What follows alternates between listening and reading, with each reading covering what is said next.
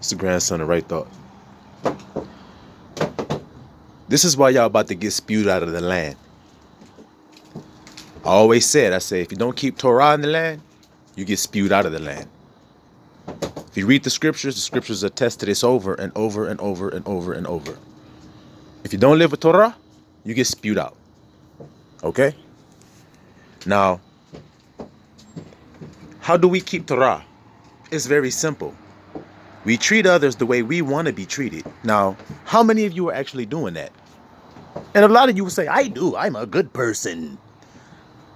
You treat people the way you want to be treated. So when somebody does something to harm you or hurt you in some way, are you quick to forgive?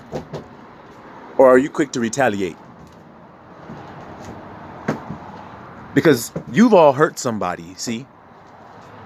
And if you hurt somebody that mattered to you, you wanted them to be quick to forgive you, didn't you? So then what does that mean you should do? Be quick to forgive. And see, that's how we, true Yisrael, that's how we keep Torah. And that's how we come to inherit the land, see? Keeping the law of liberty, the perfect law of liberty, the golden law. Do unto others as you would have them do unto you. Who taught us that? Whose words are those? Who introduced that to the consciousness of mankind? My daddy did. Yahusha. The one you slayed. The one you put upon a cross. You see? That one. Do unto others as you would have them do unto you.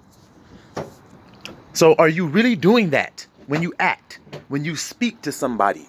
Are you speaking to them the way you would like them to speak to you? Because when you're speaking to them and you're saying, you walk in, hey, good morning. Somebody says, hey, good morning to you. And you're like, hey, fuck you. Fuck out of here. So that's what you want somebody to say to you. Okay. No. See, it doesn't work like that. You reap what you sow. Who taught us that? Who said that? Was it not my daddy? See, y'all don't understand. It's very simple. You can't get around those truths that you shall reap what you sow. You may run. You may think you're getting away with it. The Most High says people think that they're getting away with it because he ain't quick to slap them on their ass when they do wrong. They think they done got away, so they keep on going with it. They build it up higher. They sow more wickedness, so they reap more. You see? Those who've been living in righteousness, they're not going to hear anybody talking to them, talking about some, get the fuck out of here, you wicked motherfucking devil. And it be true? No. Only if you've been a devil. You see? And they say, well, why are you talking like this, man? Double-edged blade, I told you before. The branch. This is his job, to restore righteousness. He shall judge, not with his eyes, not with the hearing of his ears, but with righteousness shall he judge. You see that? That's authority given by the Most High. And that's where we're at with it on the earth. You see? Because how is he going to destroy? Ara'el, the Lion of Judah. How is he going to destroy? With the breath of his lips. Y'all hear that? He shall slay the wicked with the breath of his lips. The word, cut like a double-edged blade down to asunder, through the bone and marrow. That's why they didn't want you to know the truth, so that you couldn't judge righteous judgment and put things in their place, Adam, and take dominion that was given to you from the beginning. And it puts everything in their place, most notably Eve. Welcome back home, baby. You see how that works? Divine alignment. Abba Yah is the head of Christ. Christ is the head of the man. The man is the head of the woman. Divine alignment. And when that's restored in the nation of Israel, so-called Negroes household, so-called brown people on the earth, dark people on the earth, when that's restored to them, And all truth has to come through. So what you were sowing also has to be revealed for what it is. It may have looked like a tear all along. We're going to open that bitch up and see what's in there. See if it got any fruit in it. Because we hungry. Shit, lions eat shit up. Okay? And if we open it up and it ain't got nothing to eat in there, then we're going to burn it. That's what we're going to do with it. What did it say? Judah going to be like kindling in a fire. Ephraim going to burn up like a fire. And Esau shall be for stubble. Man, Abba sure making it clear what he thinks about certain tribes, doesn't he? Everybody want to change their name on the earth, change it, put on these lines and make all these countries and nations. Look at so-called Africa on a map. Look at all those countries in that continent. All those lines put there by somebody. Who put that there? I'll let you guys answer it. Who put those lines on the map? What nation of people did that? What nation of people went and colonized on the earth?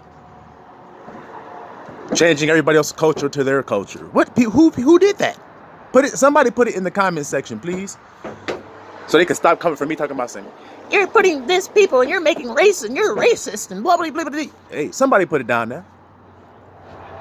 What nation of people have gone around the earth colonizing it? Who are the colonists? Who's doing that? What does cancer do in the body? Does it colonize the body? Does it try to make other healthy cells change into cancer cells like them? What color are cancer cells? What does cancer look like?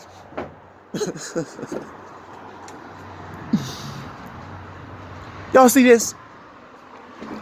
Like I told you, so when the truth comes out, you start walking around on the earth, you're putting off a vibration of truth, which knocking niggas down into their truth. They can't help it. If you walk in your truth, they got to be knocked down in their truth.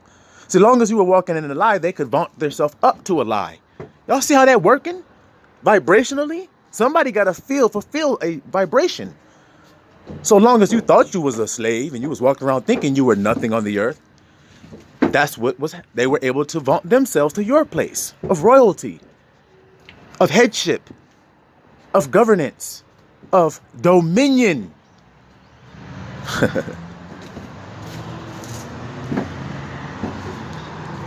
But like I told you, we're at the point now where we have all come back to our truths.